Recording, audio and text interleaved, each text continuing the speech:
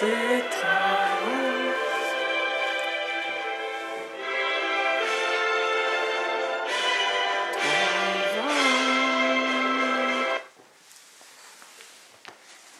Bonjour, bonjour ou bonsoir, bonsoir peuple congolais.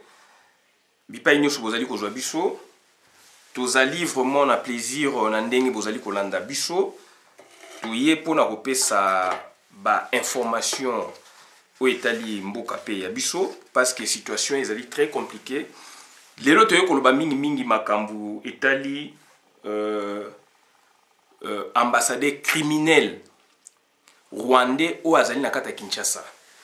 Tango ambassadeur wana aye ba accrédité tulubaki yango. Tozali moko ya batu oyo tulubaki ke ambassadeur rwandais o aye azali criminel. Donc ambassadeur wana ayaki kolanda ambassadeur mususu ya Tanzanie. L'autre criminel ya Tanzanie azali général ya armée. Joseph Kabila a bengisiye. C'était vers 2015-2016 a bengisiye puisque donc bavandaki na Tanzanie. Boyebi bien Hippolyte Kanambe donc babengi Joseph Kabila azali Tanzanien d'origine rwandaise. Donc akoli à vivre na Tanzanie a bengisiye. Président ya Tanzanie abanga Kabila ou baza ba relation malamu to ko bongo. Parce que Kabila a investi mingi kuna azalo kwa mwana na bango. Abiboti nanga soda oyo général wana aye. Ayaki avant l'élection. Oyo aye après l'élection. Toyebisa bino les deux ambassadeurs wana ya Tanzanie général, ya Rwanda donc azali mutu ya ba ya contre-espionnage donc ya Rwanda, les deux experts wana donc ba bengi bango ba ambassadeur na Congo, basala ka musala ya moi ambassadeur na pourquoi donc bango baza ko quadriller Congo. Toyebisa bino tozo ko zongela bino puisque makamu ya ambassadeur wana bimi poisa. Donc voilà bandeko na ngai situation oyo toye pona to expliquer bino ambassadeur ya Rwanda makamne bimi lelo poisa, ce sont des gens qui nous tuent la nuit na kati ya Congo et précisément la ville ya Kinshasa. Na kati ya Congo précisément la ville ya Kinshasa donc ezali quadrillé na ba soda plus de 5000 donc ba soda Tutsi, Tutsi, Rwandais, Ougandais, Tanzaniens, donc bazali na kata Kinshasa, basala ka ba opération ba bouclage. Yango to yebisa bino bandeko na ngai donc bo éviter ko bimaka na butu bino moko. Il faut bozala toujours accompagner. Bandeko na ngai c'est très important. Yango na donc to komeka ko tangela bino, to komeka ko tangela bino donc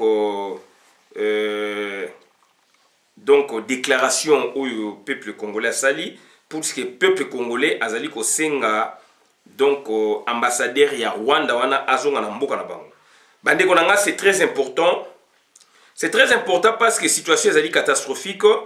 C'est très important parce que situation azali catastrophique. C'est très important parce que bandeko nangai donc tozali ko yebisa bino ezali douleur. Tokotangela bino donc situation wana bandeko na ngai ezali pasi mingi. Tokotangela bino situation wana bandeko na ngai totangaki yango quelque part yango tozali koluka totala yango. Donc ce n'est pas ça. Donc bandeko na ngai ezali pasi mingi ezali mawa mingi.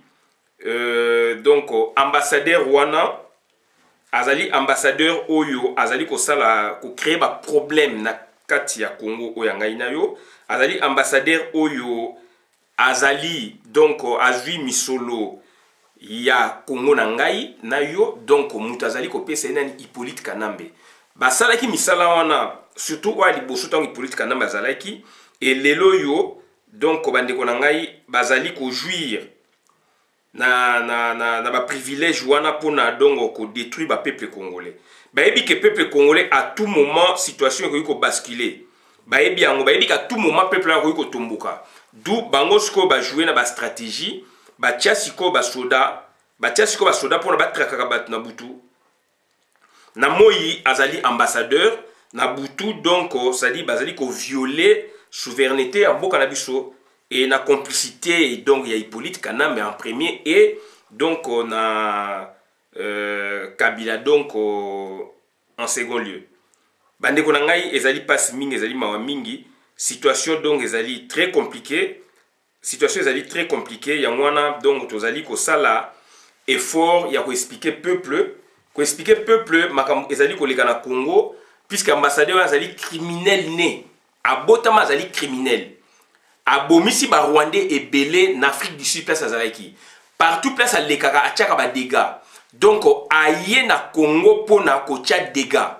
Bazali ko zo ba avion na butu bazali ko zo ba avion ko mata bazali okende na ba Congo bazali okende mboka boye na butu et bazali ba ambassadeur ya ba pays tiers et amis.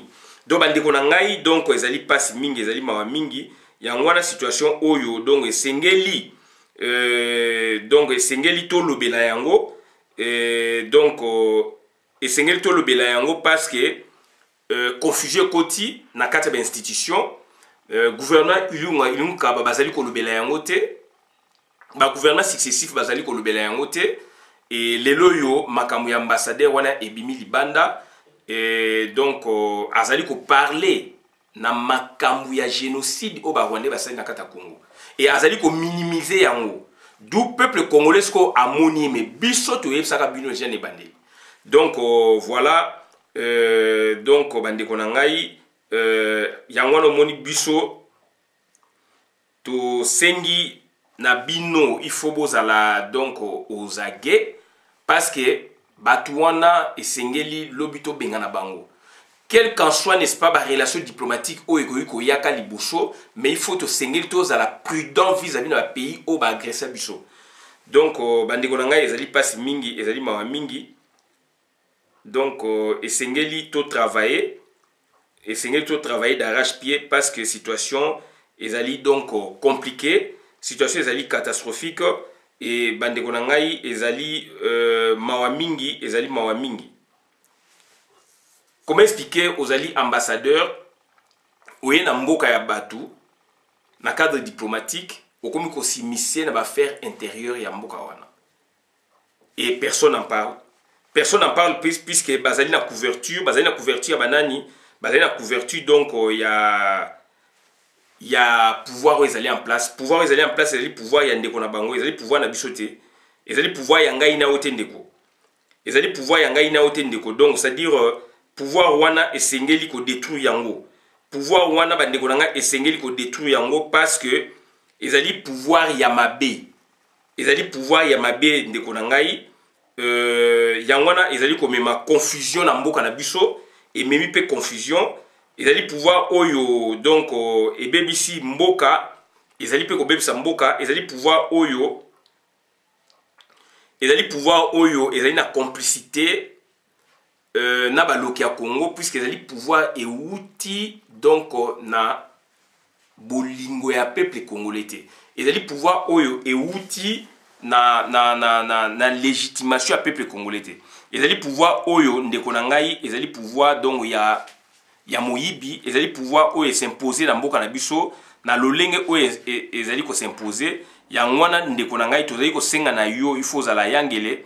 Yangwana ndeko na nga tozali ko senga na yo il faut ko se réveiller parce que soki biso to saili yango te to lobela yango te mutu akolobela yango pe azate. Yangwana ba ndeko na ngai ba confusion ezali ebele ba confusionniste pe bazali ebele pe na mboka yangwana ba ndeko na ngai esengeli donc koyeba ndenge nini to ko marcher lobi ndenge nini puisque mboka na biso ezali donc appelé à se reconstruire et notre pays doit se reconstruire n'est-ce pas avec l'amour. Notre pays doit se reconstruire avec le sens patriotique donc d'une nation, d'un peuple. Donc mboka na biso ko se reconstruire donc il faut tous la unité nationale. Unité nationale bandeko nanga donc ezali déjà donc mise en place il y a longtemps. Unité nationale ezali déjà mise en place il y a longtemps et biso de sengeli ka to pérenniser yango. Biso sengeli to pérenniser yango, de to continuer yango. Yangwana do bandeko na ngai donc tozali ko senga na bino il faut vraiment soutien makasi ezala na batu o bazali ko bundela solo puisque kobundela solo engelo bate ke bozalaka ba politicien non kobundela bato bazali kobundela solo bandeko na ngai engelo bate bazalaka ba politicien bato bazali kobundela solo engi ko bate ka ke bazala ba intellectuel non tozali na kati ya combat tozali na kati ya combat donc ça dit tous les coups sont permis tous les coups sont permis donc bandeko na tozali en face ya ba criminel tozali en face ya ba assassin tozali en face ya ba pilleur donc ça dit ba pillard tozali en face ya donc ça dit ya ba ya batu oyo balingi ba botola biso mboka donc il faut tous un esprit moko aguerri il faut tous un esprit moko aguerri esprit wana ndem te ko permettre biso lobby bandeko na ngai donc toye bandenge nini to ko vivre na batu wana toye bandenge nini to ko vivre na batu wana puisque situation ndeko na ngai ezali donc mobulu na makambo ya Congo situation donc ndeko na ngai ezali mobulu ezali matata na Congo donc biso pe esengeli tozala bien armé biso pe bandeko na ngai esengeli tozala bien armé parce que situation oyo tokoki kotika yango te situation oyo bandeko na ngai do tokoki kotika yango te et puis situation oyo tokoki kolimbisa pe yango te yango wana bandeko na ngai donc tozali koyebisa bino tozali koinforme bino butu na moi makambo oyo ezali koleka na mboka na biso tozali koinforme bino butu na moi ba situation oyo ezali koleka na mboka na biso tozali koinforme bino butu na moi ba makambo oyo politicien boye akokoloba yango te me ngai na koloba yango yo koloba yango pona que situation ndeko na ngai ezala évoluer yango wana bandeko na ngai donc toye awa pona koyebisa bino makambo oyo ba Rwandais ba bongisi yango makambo oyo ba Ugandais ba bongisi yango makambo oyo ba Tanzanien ba bongisi yango pona que situation ya mboka na biso donc est demeuré ndengwana mais ezali mboka ya nkita bandeko na ngai ezali mboka ya nkita ezali mboka ya lokumu nkita wana na lokumu ezali nkita ezali ya yo lokumu ezali ya biso mais babomi lokumu na biso bayibi nkita na biso doto tikali na eloko moko te et basala yango exprès et bato basala yango pe toyebi bango bazali na biso bazali parmi biso bandeko na ngai yango wana moni biso oyo babino wana tolobi no, stop tolobi stop. Comment expliquer donc un président de la République azali ko bengisa ba ambassadeur criminel ambassadeur rwandais wana c'est un criminel de sang ambassadeur rwandais c'est un criminel de sang bandeko na ngai azali mutu oyo alingi mboka na biso edinda et puis aye ko défier biso na kati ya Congo lelo yo Massawa azali na États-Unis kuna Hirondelle Massawa akomi kosenga na ba Congolais donc to komaki Rwanda. Dans l'entretemps ser naie compatriote naie donc Jeannette Kanambe na parlement congolais aleka kuna na Assemblée nationale aloba ke donc Kinyarwanda a insinué que Kinyarwanda y a 5e langue. Ndeko nanga ba toujours ko kende wapi. Nous devons réagir. Nous devons nous battre contre Batouana, donc il faut tout tchap donc ça dit tout tchap madong ça dit barrière. Comment expliquer ba Congolais musu ba côté ba Rwandais pour na ba détruire ba Rwandais. Bokei awa na Belgique. Ba kei ko sala donc forum moko sur l'avenir ya ba Rwandais. Ya ba tuti. Ba modérateur kuna ezali batui ba Congolais bato ba IDPS. Bande ko na to kende na mokilo ti wapi. Toko kende na mokilo ti wapi. Donc les Rwandais bazali ko tchaba paquet, bazali ko tchaba mbongo en jeu pour que situation à Congo et demeure wana et bazali ko trouver nan ba Congolais moko ba inconscient. Donc bazali ko trouver ba Congolais moko ba inconscient. Bande ko nanga ezali pasi mingi, ezali mawa mingi. Ezali pasi mingi pe ezali mawa mingi. Comment expliquer to za na ba raisonnement mo ndengwa? Comment expliquer to vivre makambo ya ndengwa na bande ko nanga? Ezali mawa mingi, ezali pasi mingi. Yango na ngai ndeko na bino nazali koloba donc jamais tokoki ko céder devant ba Rwandais. Yango na ngai ndeko na bino nazali koloba jamais bandeko na nga to telema. Il faut to bunda contre ba Rwandais, il faut to benga na ba Rwandais. Yango na bandeko na nga jamais donc nazali koloba.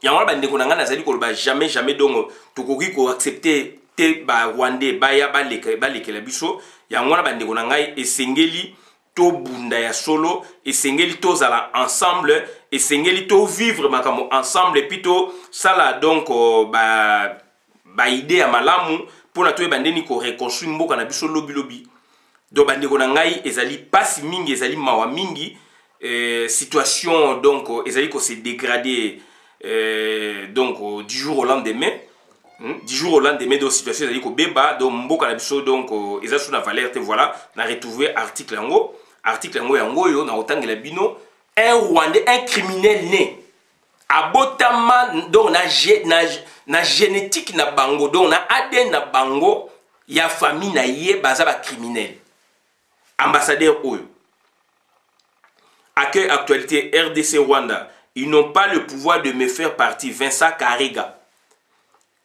Voilà. Actualité Rwanda. Ils n'ont pas le pouvoir de me faire partie. Vincent Karega. Il y a 6 heures qu'il a dit ça. Vincent Karega, ambassadeur rwandais à Kinshasa. Photo presse présidentielle. Écoutez cette information. Après sa réponse controversée autour du génocide congolais, plusieurs voix s'élèvent pour demander l'expulsion de l'ambassadeur rwandais en RDC, République démocratique du Congo.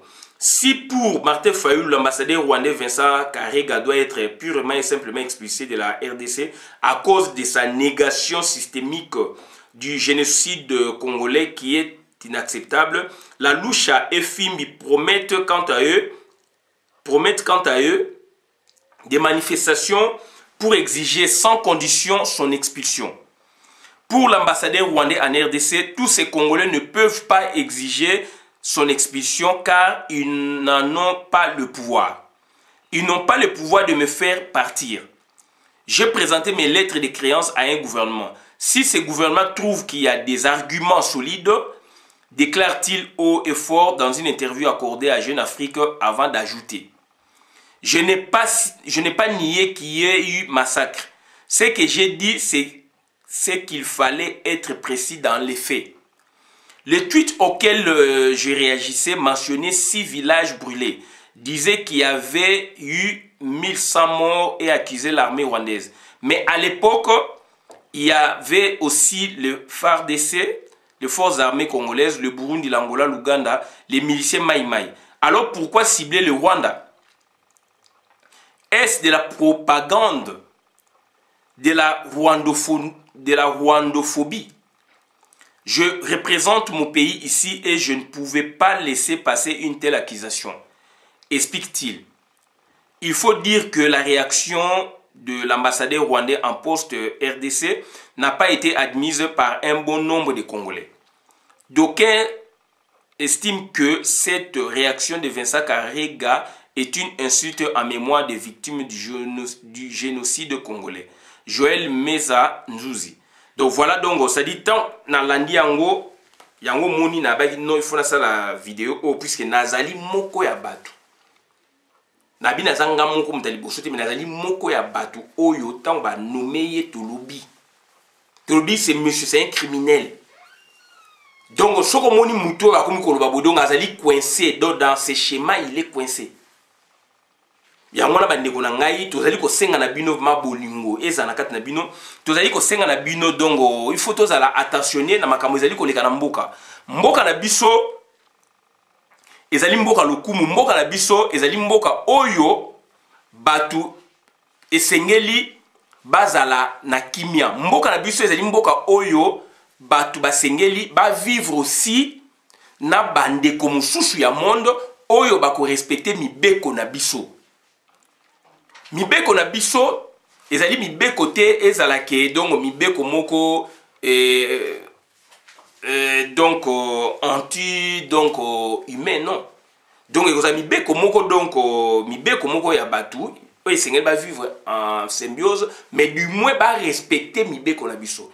C'est que cet ambassadeur a fait donc il a défié ba dirigeant na biso na kati ya mboka na biso na ba époque ya mboka na biso nde toyebi Bangwa pèse ambassadeur, on a 48 heures à son amboka na bango.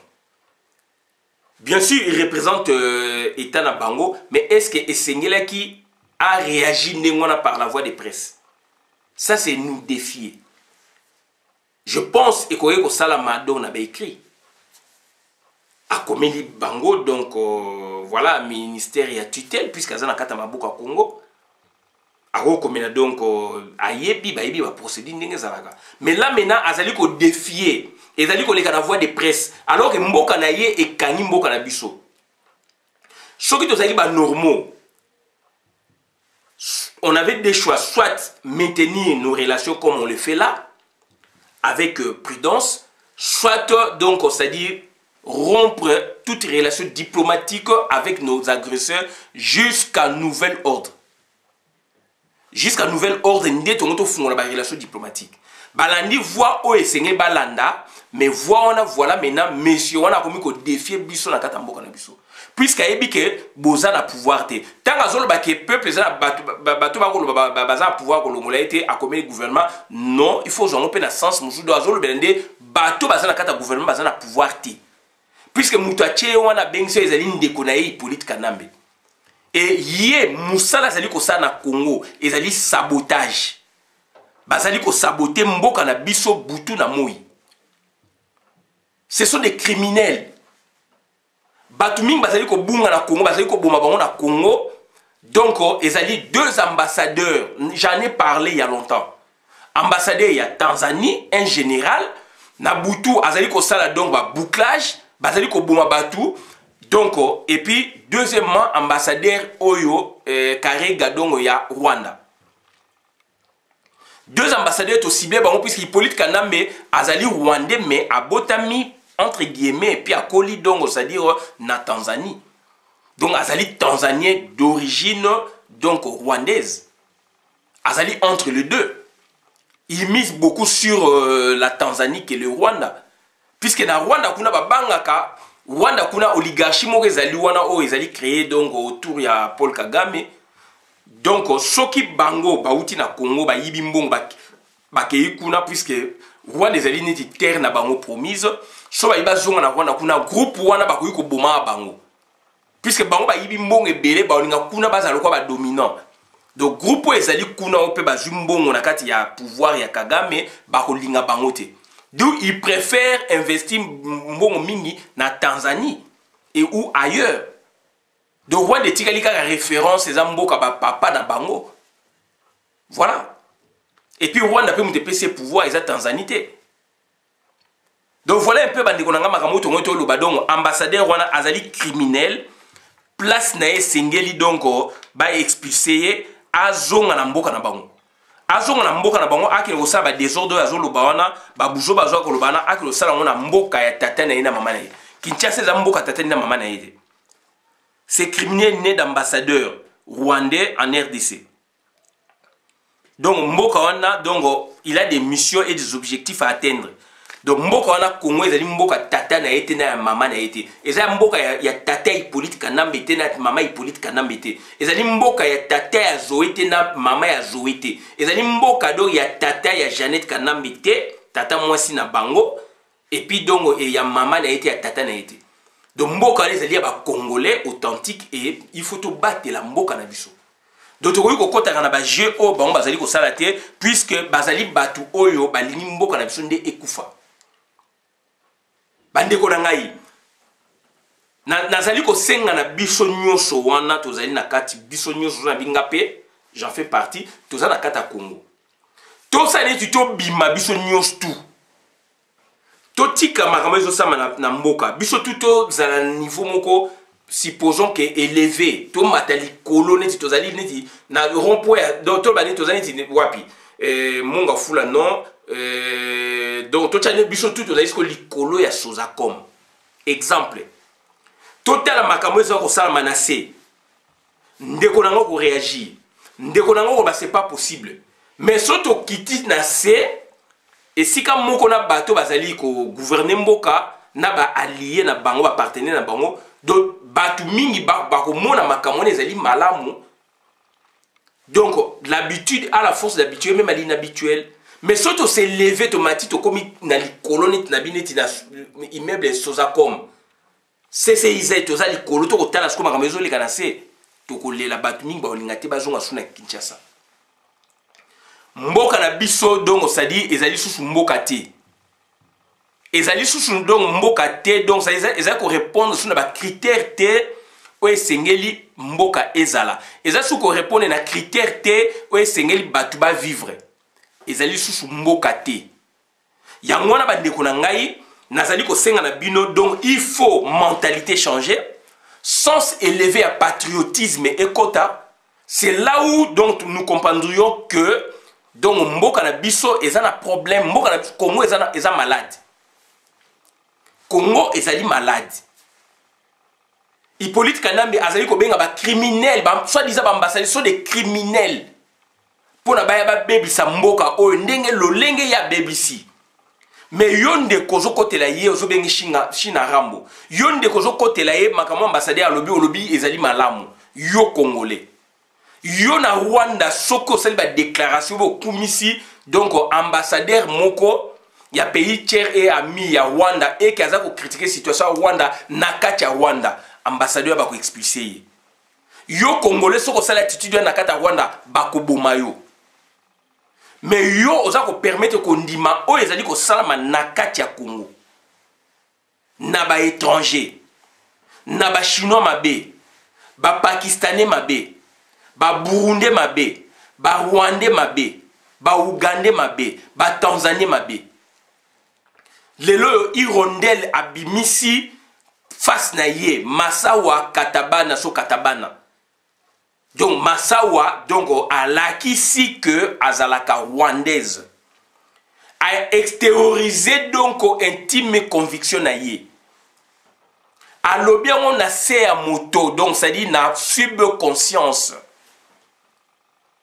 ndeko na ngai ezali lokola mutu azi anesthésie azali ko bimisa ba secret sous anesthésie moi c'est comme mobali sans que ayeba que azali ko dévoiler ba secret alors ba ça permet tout ba capter ba msou ba komi ou ba enregistrer tango ko lamuka ba yokisiye alors abomi mboka soka azali moi ça libala azali ko tricher akoyi pe ko loba biloko wana soka azali mobali azali pe ko tricher akoyi pe ko loba biloko ndengwana ou ba secret mususu pe ya vie ezaka ka adultère te ezali eloko Masawa asali Masawa azali ko prôner fédéralisme alors que azali rwandaise bazali ko linga koko sabino ke donc c'est à dire Rwanda parti bo ezali ya Congo parti mboka wana ba créer ngeza ba convention esa meki mindele na mindele eza bisoté et loko ba Rwandais ba ko luka lelo ba keiti ko sala conférence na Lions Club International à Belgique et loko wana donc c'est bouger toutes les limites ou les délimitations il y a toute l'Afrique puisque l'Afrique a été partagée pas par nous autres bande ko nanga est-ce que tu dois comprendre Afrique on est partagé na biso ba congolais té ba rwandais té ba burundais té ba ougandais té et qui mindele ba DPC Afrique biso to hérité biso na ba rwandais ba burundais ba malgache ba comorien ba Congo Brazzavillois ba algérien nous avons hérité des frontières donc ya colonisation ndeko nanga batu na lelo ba ko yena ba problématique est-ce qu'ils sont des normaux? Est-ce que sont-ils des normaux? Sont-ils normaux batouana? Baza ko remettre en cause les leurs pourquoi? Ba ko remettre en cause superficie ba délimitation ba frontière. Délimitation ba frontière les abisoté bisoto hérité, les ali principe donc les ali reconnus partout. Ba remettre en cause. Mais non c'est pas besoin de remettre en cause mais baza deux problématiques. Problématique à liboso l'autochtonie, basa kolobaki basa la territoire na kacha Congo autochtonie au même titre que yo ye kuna. Deuxième problématique la nationalité, confusion totale. Un autochtone donc automatiquement un national en mboka wana à moins que tobosana. Un autochtone yo bi que yo mabele wana ya yo ezali ya bino mais il faut la nationalité en mboka automatiquement. Mais ça qu'on réclamer deux choses. Et c'est là où on les saisit pas. Autochtonie, d'un côté, d'autre côté, ça qu'on réclamait autochtonie, d'autre côté, ça qu'on réclamait donc la nationalité congolaise. balingi basa différence entre banyamulenge ba réfugié ba transplanté bandeko nanga. Il y a un principe, il y a protectorat. Rwanda ezali protectorat de 1919 officiellement na Belgique. Imbrication tu baye ko sangisa biso na bango na 1919. Na 1925 de officiellement donc on va signer ba traité et accord. Mindele na mindele bisote. Mindele na mindele bisote. Ba signer ba accord que Rwanda bana lelo e commis donc protectorat ya Belgique. Et qui donc sous donc l'autorité donc il y a ONU. Il y a fait ancêtre ONU donc SDN, Société des Nations. SDN et Koufi, ONU est na 45, ONU a commis si Rwanda Burundi, ba pays sous tutelle. Pays sous tutelle, ba ndekonanga nationalité, ba pesaka yangote, titre aucune indépendance. Protectorat, c'était pareil. Ba ndekonanga me, tozali koloba makamunini. La Belgique n'était là que pour administrer, c'est tout.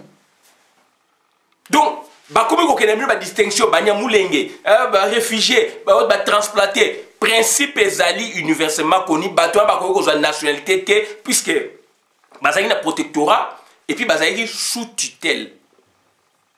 Sous tutelle est ONU. Il y a toujours protectorat. Armée, défense, boé. Donc, ezali na compte, donc, il y a métropole en Belgique. Affaires étrangères, commerce international, nationalité, nabino, bako bouger en côté. Et ça dit principe juridique. Mais batouana ba kei na Belgique, baké koloba n'importe quoi. Et ba Congolais ba accompagner bango. Bazali pe ko finga ba Congolais mususu. Batouana ba koluka ba fofuyant. Yo yé na mboka mutu ozali ko senga nationalité puisque ba botola ki bino ba tchaki bino parere ba botola ngo c'est leur pays. Obéissez. D'un côté, d'autre côté, bozo ba ke mabele ya bino bande ko na ngai. Donc autochtonie et puis nationalité. Rwanda, Angola pone azo sala yango te puisque Angola il y a donc Congo, donc c'est-à-dire Royaume Congo, capitale il y a Royaume Congo, donc San Salvador, comment base Congo, et Zakalelo na vestige en na Congo, na Angola. Pourquoi pas Angola ça c'est poumoné, alors que na récupérer ma belé à boye, na zong sa boye, mais non. So ok côté ya ba Katanga. Vampire, ils allaient que la Lunda, Luba, etc. Ok, tina ba Kasai. Pourquoi pas le qu'on a tout ça la frontière muno kwa koto be batu koto bazape koto bata koto bazape koto. Pourquoi pas le qu'on les au maté.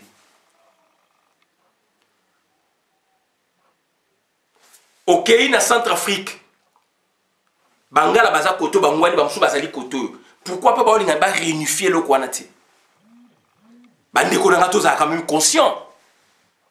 Ce peuple rwandais cherche autre chose. Bazali ko luka eloko mususu balingi stabilité te na zone. Biso toko tike la bino tenter. Toko permettre yangote. Puisque zali pe mboka ya ba koko na biso. Ezali mboka ba koko na biso. Et création de nation c'est comme ça. Création ya ba nation eza bongo. Création ya état eza pe bongo. Création ya état ezali ndengwana. Ba frontière ba bouger kango etc. Na pesa bino Congo na 4 superficies dont la dernière autre za nango lelo. Délimitation, il y en avait 4. Na tangela bino la vidéo eleki. Bon ça la recherche na ba pays mingi pe bo mona ba do ba superficie et y bouger. Superficie de maintenant la conférence il y a table ronde donc conférence il y a Berlin partage Afrique na ebandeli na auto za nango lelo ezali yango mokote na tangisa ku histoire na histoire ezali kaka pona biso déjà ba pays ebelé. Comment expliquer lelo comme problème il y a Congo et comme dit révision à ba frontière. Et Paul Kagame alobaka yango. Il faut passer à la conférence de Berlin 2. Et à l'époque, il y a plus de 15 ans, 18 ans, 20 ans, mais là, c'est toute l'Afrique qui va bouger. Est-ce que Bandeko là, ça va normaux? Professeur, docteur, pasteur David Ekofo aloba yango. Suisse, c'est ali moukié, mais bazali organisé. Vous voyez combien de Français qui ont vécu dans la Suisse? Bazana na monnaie makasi, bazana économie makasi, bazana boy belé. Mais Suisse, est-ce que Suisse est colonisé qui pays mon quelque part? Suisse est manqué par rapport à la France.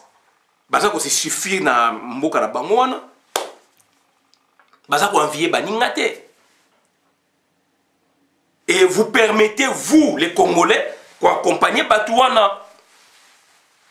Donc, les voisins moyens, tu as vu que Batouana revendiquer na Congo, il n'y a pas de Congolais, de tout Congolais. Tout Congolais, basalité. Mentalité, il faut changer. On veut bien, mais il faut apaiser. Il faut apaiser. Demander la nationalité congolaise, ça c'est autre chose. Mais vous demandez la terre, l'autochtonie. Au moment où il y a une délimitation des frontières, où est hérité en haut. La colonisation, ils ont même le principe dont il y a OIA, comme l'Union africaine. Tout ça, donc, hérité dans le principe, il y a délimitation des frontières. Bissom to Kabola ma belete. Bisote muto kabole mabele tant to accéder na 60 ba mabele ba délimitation et kabwa kala na mindele bandeko na ngai donc ça c'est autre chose yango na bandeko na ngai donc ba tindeli bino ambassadeur wana criminel né un assassin pour la ko déranger batu na butu et aujourd'hui comme ko défier ba congolais na kati ya Congo et les gens applaudissent. Les gens applaudissent puisqu'ils ont besoin du pouvoir. Les gens applaudissent puisqu'ils savent que à travers ou par le canal même de cet ambassadeur, il peut avoir un poste de responsabilité dans le pays. Et beaucoup de Congolais le fréquentent. Cet ambassadeur, c'est un homme puissant du régime Kagame. Kagame ne pourrait jamais envoyer quelqu'un pour les représenter là-bas ou représenter son pays, donc dans notre pays, sans qu'il n'ait, n'est-ce pas, donc, des privilèges, sans qu'il ne soit, n'est-ce pas, donc, un homme, donc, un gros poisson politique. Voilà. Donc, c'est l'homme à Kagame. Donc, c'est-à-dire, quand il parle, c'est Kagame qui parle, donc, à travers lui. Puisqu'il n'a peur de personne, il n'a pas peur de Félix, il n'a pas peur de Kabila. Puisque, il y a Kabila, sauf que Mouton a joué un rôle naïe. Et Félix a tué Chilo Mazali, donc création à Bango. Donc il ne pourra rien dire. Il y a une pétition, il faut que ça yango. Ezalana ambassadeur à Tanzanie, il faut pas bimana Congo. Il faut bimana Congo. Il faut pas bimana Congo. Il faut pas bimana Congo. Tokufi mingi. Pour rien, parce que nous quittons le Congo, alors que tout ça a besoin de la maladie, de la kimia. Donc, ça dit tout transcender, tout dépasser le clivage, moi je suis prêt à le faire, je suis d'accord avec ça. Tout transcender, tout dépasser, mais tout dépasser, tout travailler na batu, oyo, balingi, paix dans la zone. Na batu, o baza ko respecter ba délimitation à frontière na batu oyo bazali conscient que mboka boye ba benga en République démocratique du Congo superficie neza boye peuple zalaka boye etini boye tribu boye zalaka nazali ko senga na batu o ba bimisaki ba tribu et etini ya Congo donc bazong c'est abiso yango surtout que la terre virène ba carte ya kala surtout que la terre virène donc la liste on a ba tribu et ethnie, il y a chaque peuple, il y a chaque donc pays oyo donc soit Belgique a colonisé ou administré qui ba réalité les alliés. Comment expliquer que nous changer histoire? Et bozo ko a deux problématiques à la fois. Bamboka na biso Afrique na ngwa bosani ke bakata ki koto na koto bakati koto na koto bakati koto na koto bakati na ngwa bosana ki. Imaginez l'Allemagne va botolier ba botoli ba ex-colonie na ye, ba colonie na ye ba botoli en Afrique. À la suite, il y a Première Guerre mondiale. Allemagne ba botoli. Est-ce qu'Allemagne est koufa? Puisque il y a un empire na ye, ba kati au sali bêtise, ba ndeko na ye, ba communauté internationale, o mutu mouino même azalaki te, ba décider, ba botoli, ba soumettre ye. Ba mboka wana eza administré, et comment ba France, et comment ba anglais, et comment ba boue. C'est superficiel ba roniaki yango. Superficiel, la période ba conquête, ba roniaki yango. C'est ce que nous avons faire comprendre de tout le monde. Superficie, baronia, kango, ba discuter, donc ce sont des accords et ça la marque. Donc il y a un moni principe juridique, nous héritons la frontière, il y a colonisation. Tout ça qu'on hérite la frontière, la colonisation, puisque bateau va savoir biloko ezali ngaïté yote. Et Bishop donc Congo belge tobunda Première Guerre mondiale. Tobunda Première Guerre mondiale comme Deuxième Guerre mondiale et surtout Première Guerre mondiale Tobunda contre les Allemands. Et c'était donc la Belgique puisque Congo belge faisait partie donc il y a la province belge. Nami entre 1914 et 1918. La frontière n'a biso c'est nini puisque Tobunda qui na donc on a Rwandais. Rwandais c'était l'Allemagne. Tobunda qui na Rwandais c'était l'Allemagne. Guerre mondiale, Première Guerre mondiale est en Afrique à travers le Congo belge. 1900, de guerre 14-18. Congo belge, donc Bissau, représentant de la Belgique, en face de Bissau, il y a Rwandais, Burundi, représentant l'Allemagne. Allemagne, la période de protectorat. Protectorat, donc on a Rwanda et puis Burundi. Bissau, tu as contre Bango. Tu as gagné l'Allemand. Et c'est beaucoup en état. Superficie dans le moment des bien après, puisque vous avez perdu, est-ce que la superficie côté va modifier qui ou pas? Parti Moko Soudan, enclave Moko côté Soudan, ça faisait partie intégrante il y a Congo. Mais bah yeko kata yango partenaires à Souya bisoté depuis quand? Ce sont des conventions, des accords. Comment est-ce que vous remettez en donc vous remettez donc en question Biloko tous les loyaux parce que vous êtes soutenu quelque part. Moi je parlais avec tout partage armé africain, il y a un Togolais qui m'a dit que une partie à Togo va Versailles en na Ghana, ça pose problème jusqu'aujourd'hui. Togolais ba bien ngo. Mais bimaka makele boete donc ndenge biso to ba Rwandais ba osala biso. Voilà ba ndeko ngai yango nazo senga prise de conscience. Donc ambassadeur Rwanda donc c'est un criminel né sengeli ba expulser. Tous a besoin na été, il faut tout expulser. Ba ndeko ngai on a nga ko sabina ngwana suki abona na vidéo madame na compte communauté. Ngai Christian bona bien maman peuple mokozi, peuple souverain, combattant résistant révolutionnaire PNI. PNI est les politiciens non institutionnels. De donc dans la foulée aussi qu'on bengana ambassadeur ya Tanzanie. Les deux ambassadeurs Rwanda ba désordre na Congo, ils ont des équipes militaires. Baza ko sillonner fleuve, baza ko sillonner donc baza ko cadrer ville à Kinshasa et d'autres provinces. Baza ko na ba Congo na Butu, ba na Butu Équateur, par-ci par-là ba Kasai, baza ça makambu ya mabe.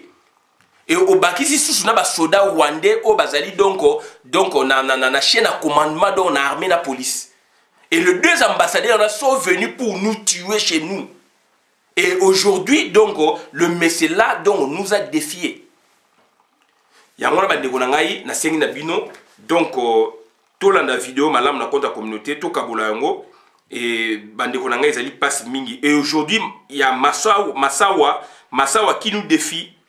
Massawa zali ko défier biso bandeko na ngai zali passe mingi ezali mawa mingi et Massawa c'est qui donc Massawa azali moto oyo a infiltré donc au combat et le loyo Massawa donc azali ko dicter loi na ye na kati na combat azali ko senga na biso to loba Kinyarwanda azali ko sepela boye bandeko na ngai akolonga te yango tozo ko senga na biso conscience zonga tozali mutu moko to bundana pona to bengana batwana et ba komi pene ya kokende. Merci o tozali ko yebisa bino yango to suki awa bola na vidéo malam na compte à communauté ngai Christian Bola bien mamba peuple mokonzi peuple souverain combattant résistant révolutionnaire PNI et les politiciens non institutionnels. Bande ko na ngai merci bola na ngai malam merci.